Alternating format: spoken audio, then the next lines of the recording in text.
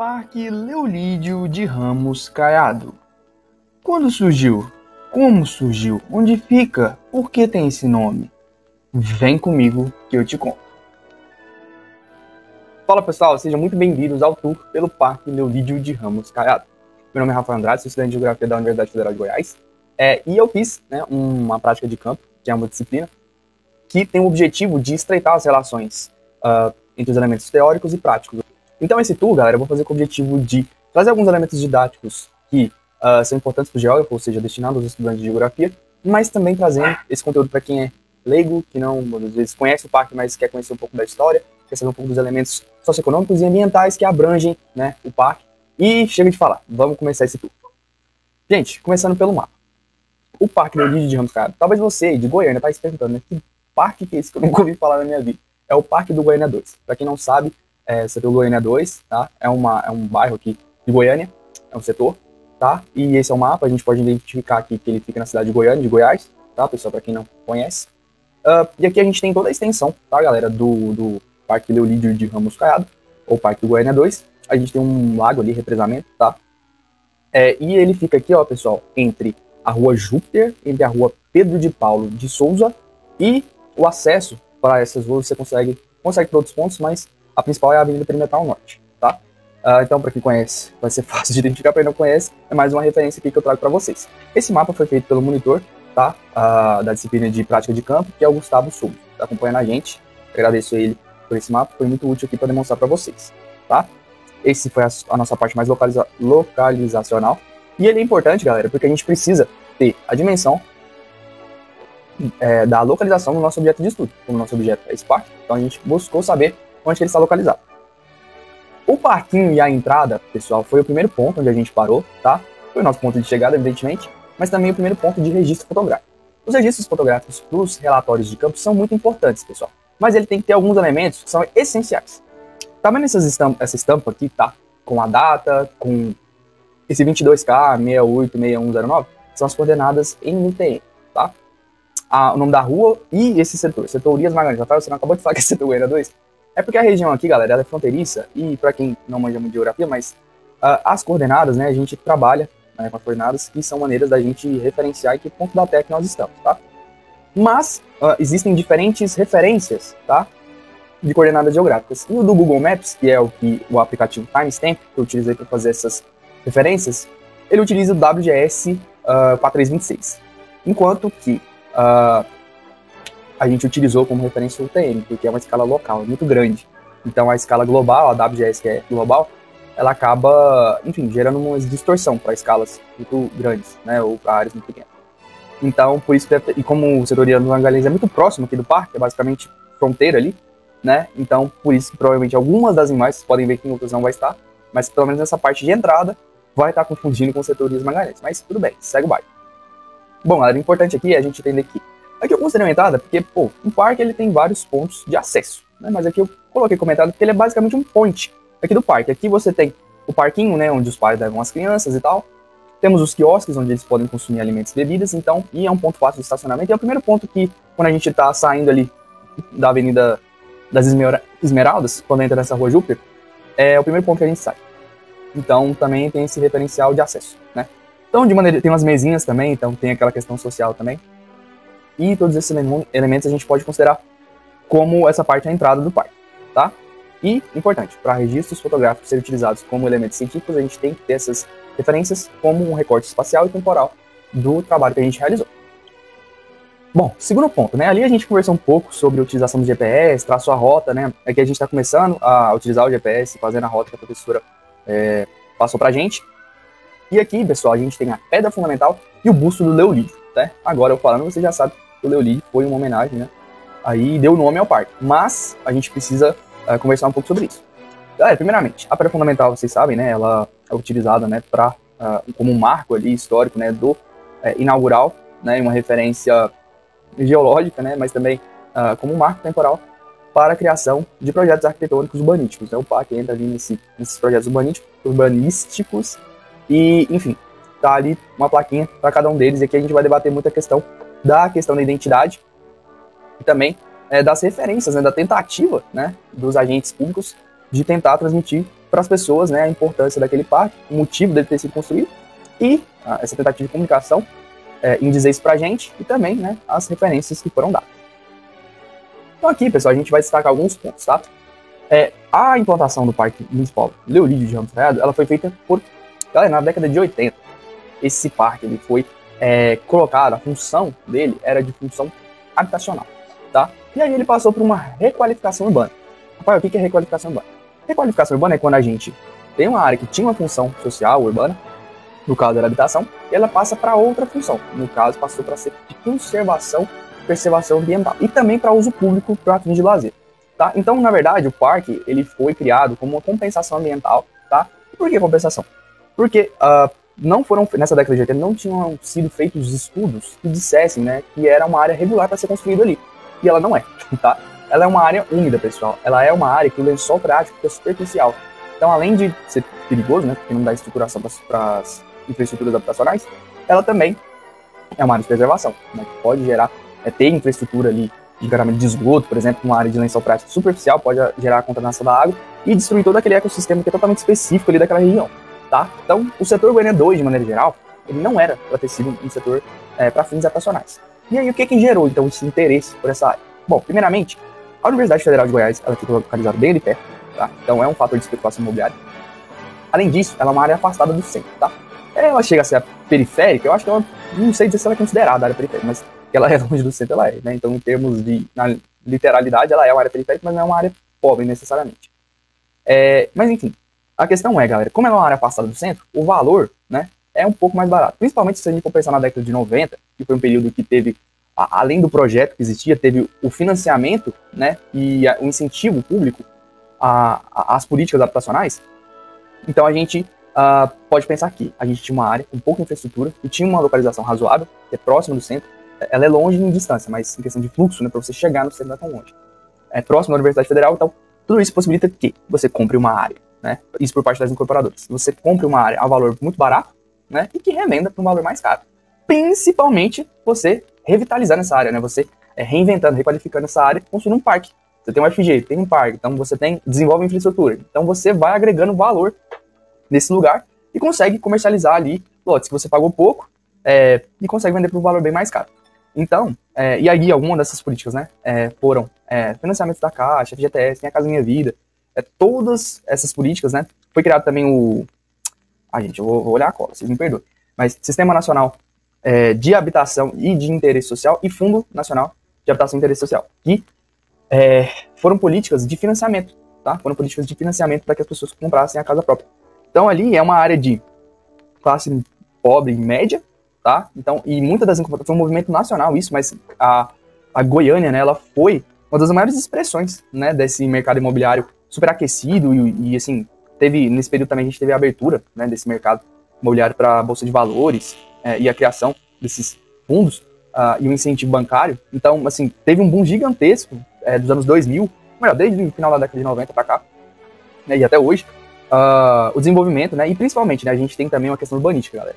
Essa urbanização a partir de parques, né, é uma teoria antiguíssima ali do século XX, desenvolvido por Ebenezer Howard, tá? Ele americano, ele foi responsável pelo desenvolvimento desse projeto arquitetônico urbanístico, né, de desenvolvimento urbano a partir de parques. Então, você literalmente constrói um parque e começa a partir de áreas verdes, né, e aí você desenvolve todo um projeto habitacional ali, desenvolvimento de infraestrutura, comércio, a partir daquele parque, né. Um exemplo clássico disso é Nova York, com o Central Park, tá? É lógico, não dá para comparar com o Leolídio de Ramos Caiado, mas é um exemplo, né, da aplicação desse modelo de urbanização, tá? Então tem todo esse contexto aí, tá? De habitação a partir dessas políticas e desse modelo de urbanização, tá legal? E também tem outro elemento, tá, galera? Essa área foi planejada pela, eu esqueci o nome, perdão, Incol. A gente pode até referir ela pela Incol, tá? Que foi a empresa, não sei se vocês sabem, tá? Tem muita história aqui envolvida, galera. A Incol, ela faliu, né, no final da década de 90, por envolvimento fez prédios fantasmas que não foram entregues e estavam vendidos, então envolvido em fraude, corrupção. Enfim, veio a falência e aí, óbvio, todo esse projeto, como vocês sabem, né, que eu contei agora, de de não haver estudos, né, de se instalar, né, empreendimentos em lugares irregulares, veio por parte da Incol esse projeto. E aí foi com a Vênus Imobiliária, eu não consegui achar o login dela, tá? E com a Tropical Urbanismo Incorporação, que foi desenvolvido o parque nessa região como um método de compensação e a construção em partes, né, que seriam adequadas à construção e preservação das áreas que não. Enfim, a fim de amenizar os impactos, né, que foram gerados, porque de qualquer modo foram construídas residências em áreas que não deveriam ter sido construídas, tá? Então tem muita história. Inclusive, o presidente da Incol, que era o Pedro Paulo de Souza, tem uma avenida, né, que faz paralela ali, não, perpendicular ali à Rua Júpiter, que é o nome desse presidente, né, Pedro Paulo de Souza. Então, aqui foi uma dose grande aí de história, né, de questão de contexto histórico-social, mas basicamente isso, e por isso, então, né, o desenvolvimento do Parque Leolídio de Ramos Caiado, tá, galera? E afinal, né, quem que é esse tal de Leolídio aí? Pra galera, né, que é aqui de Goiânia, conhece o nome Caiado de uma forma muito pejorativa, pra maioria das pessoas, pelo menos, né? Galera, a família Caiado, né, ela desde muito tempo, desde o início da urbanização aqui em Goiás, né, do povoamento do estado de Goiás, ela se faz muito presente, né, de uma maneira não muito feliz da nossa parte. Quando a capital era em Goiás Velho, de maneira pejorativa, né, a cidade de Goiás, ela era controlada pelos Caiado e eles sempre foram ligados às oligarquias latifundiárias, tá? As oligarquias agrícolas. Então eles dominavam a cidade de Goiás, então eles praticamente, como era a área, né, de maior densidade demográfica, de maior poder político, que era a capital, eles basicamente eram donos do estado de Goiás. E até hoje, né, se fazem presentes o Ronaldo Caiado, ele não sei se vocês já ouviram falar, quem é de Goiânia com certeza sabe, é o governador do estado de Goiás, foi senador do estado de Goiás por muito tempo e é muito ativo, principalmente pela União Democrática Rural, defensor do latifúndio, do agro aqui do estado de Goiás. Então, enfim, mas, né, esse é o Ronaldo Caiado. E a família Caiado, grande parte é assim. Mas, né, temos um suspiro de esperança com o Leolídio de Ramos Caiado. É um expedicionário, tá, galera, que viveu aí no período do século XX, tá?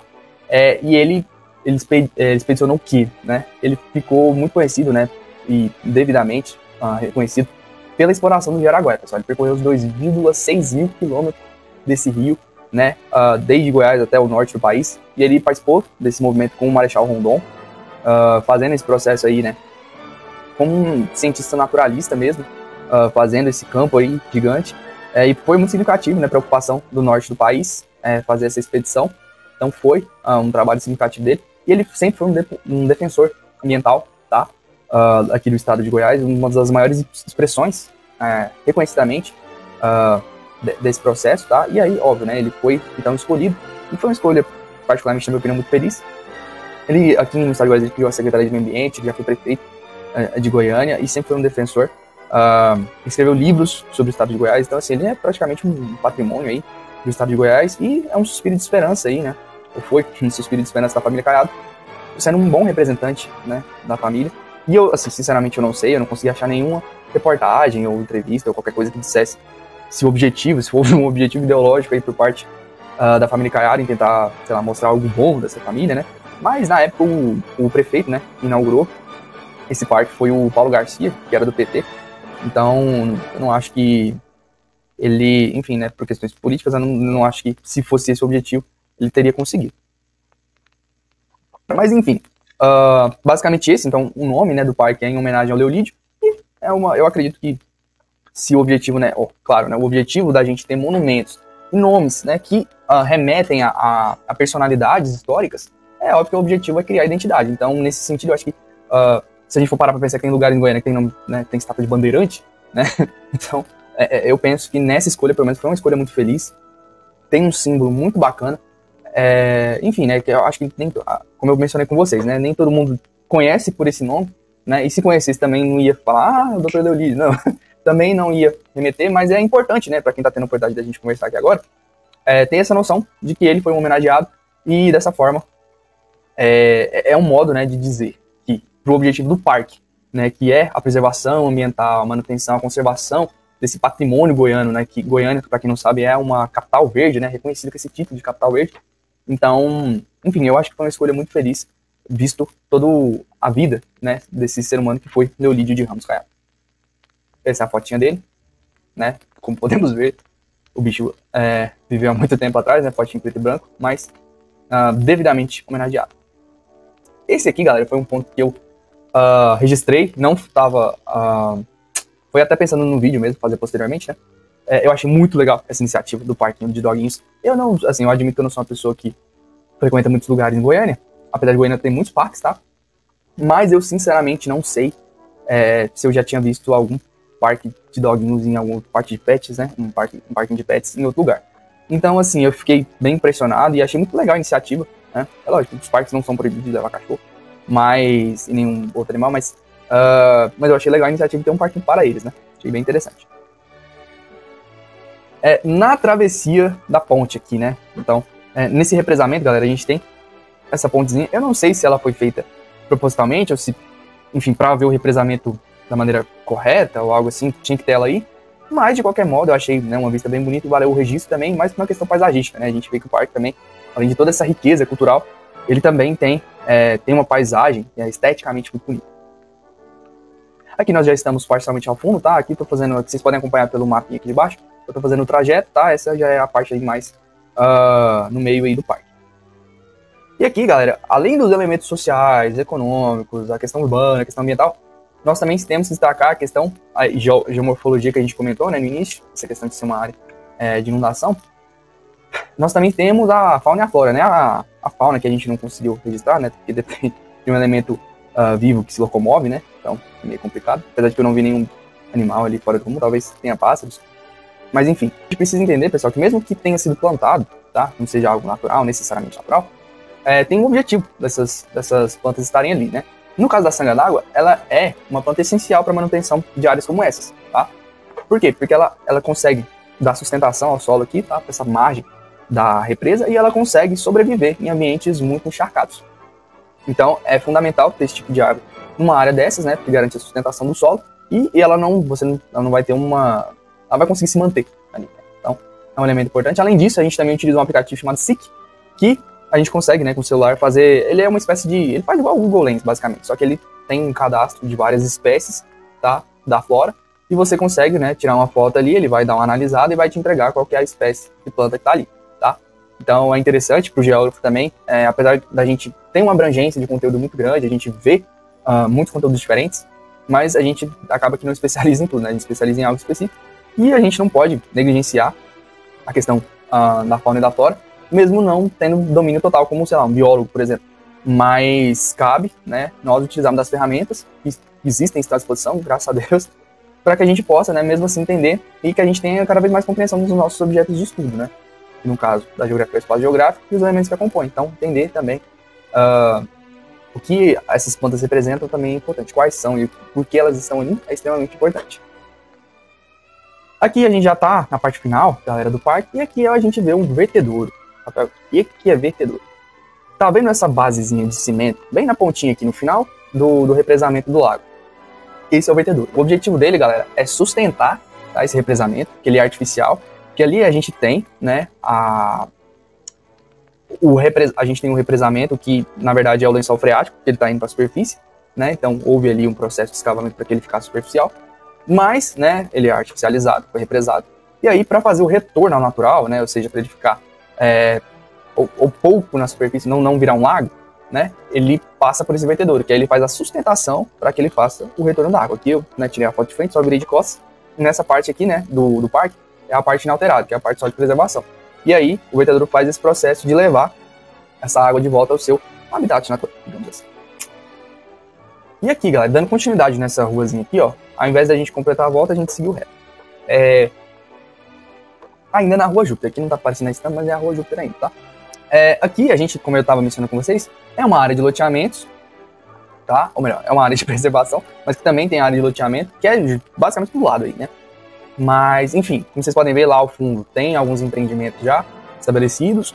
Pro lado, deixa eu ver, pro norte, né, a gente já vai olhando pela bússola aqui, a gente tem mais desenvolvidos, mas essa área está toda prevista para futuros loteamentos, tá? A grande parte dessas áreas ainda, assim, o ideal seria não haver ali empreendimentos construídos, mas, enfim, como existem esses processos de compensação, enfim, existe todo um trabalho para que esses projetos ainda passem. Então, aí, essa área está prevista para futuros loteamentos. Aqui, galera, tem uma coisa muito legal. Esse bueiro é um bueiro. Mas eu coloquei aqui como nascente, por quê? Porque o professor estava explicando que, como essa área ela é muito úmida, ela tem uma nascente constante de água, tá? Ela não é perene, ela fica constantemente gerando água e ela foi canalizada, né, através desse bueirinho aí, né? E aí lá dentro você vê a água nascendo, é muito interessante. Podia ter gravado o vídeo, mas enfim, né? Fica na imaginação do vídeo, pingando lá. Mas enfim, eu achei muito interessante, eu achei legal. Não deixa de ser um bueiro, ela vai captar, vai fazer o escoamento da água, mas bom saber que eu jamais iria imaginar que tem uma nascente de água ali dentro. Outro ponto que a gente pode destacar, galera, é que, como eu mencionei para vocês, essa área ela é inalterada, ela é basicamente, existe política de planejamento que prevê, né, nos próximos 20 anos a conservação da semente e a recomposição vegetal. Como assim?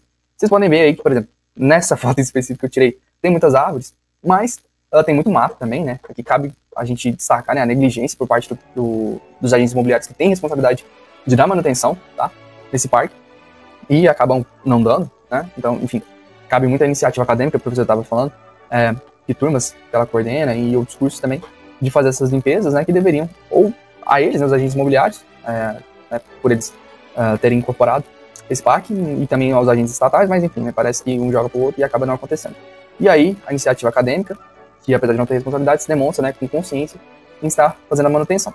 Mas enfim, o que eu quero dizer é que nessa área tem um projeto de recomposição para que justamente essa área ela, né, tenha as suas espécies naturais da vegetação retomadas, né? Então nos próximos 20 anos estão sendo selecionadas, né, plantas que têm selo de sustentabilidade para serem plantadas aí e enfim, retomar essa parte como ela deveria estar, né, sem os processos de desmatamento que houve aí. E mais ao final ainda, né, vocês podem ver que a gente andou um bocado para chegar aí, a gente tem essa outra parte, tá, que também cabe a gente destacar, né, essa é mais, ela é, eu ia falar mais pior, que é pior ainda, né, se a gente for observar, tem muito lixo depositado no depósito irregular de lixo, e tem uma lixeira, tem um colchão virado para lá, papelão, então enfim, aí a gente já tem que, né, dar uma cutucada na gente também, né, a gente ter, né, um parque tão bonito, tão interessante, tão rico culturalmente, mas, né, tratar alguns pontos dele, e o que deveria ser mais ser conservado, né, porque essa parte aí, ela, apesar dela ser mais escondida, né, não ficar visível, e até obviamente por isso, né, que as pessoas jogam lixo, mas que deveria ser mais bem cuidada, na verdade ela é menos cuidada do que ali na parte do lago, né, do parque.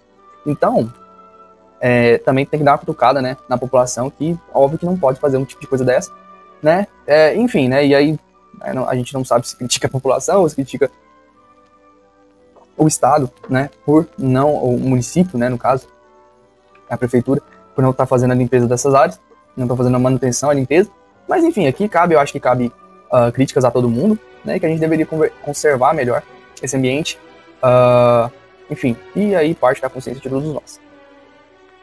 Bom, galera, é com muita felicidade que eu trouxe esse vídeo a vocês, eu espero que tenham gostado, peço perdão por qualquer tipo da questão da dicção aqui, mas eu tentei trazer com muito carinho esse trabalho para vocês, eu acredito que é interessante, é um trabalho que a gente não encontra muito, eu mesmo pesquisei, né, eu fiz o vídeo justamente porque não tinha nenhum, tem muitas imagens de drone que a galera fez, ou sei lá, o paizão foi lá, levou a família, achou bonito, filmou, assim, muito da hora, mas eu acho que é importante, né, quando a gente tem condição de ter esse contato um pouco mais cultural, e ter uma visão um pouco mais abrangente, né, além da paisagem em si, do lado estético, mas também entender os elementos culturais, econômicos, sociais que compõem a paisagem, né, e esse é o papel do geógrafo, e enfim, né, como aqui tomando um pouco das dores, tentando trazer um pouquinho disso para outros geógrafos de informação e também para a comunidade de maneira geral. Então, muito obrigado, se vocês gostaram do conteúdo, se inscrevam, vou tentar trazer outros vídeos como esse, e esse é o nosso fim do nosso tour. Muito obrigado, até a próxima.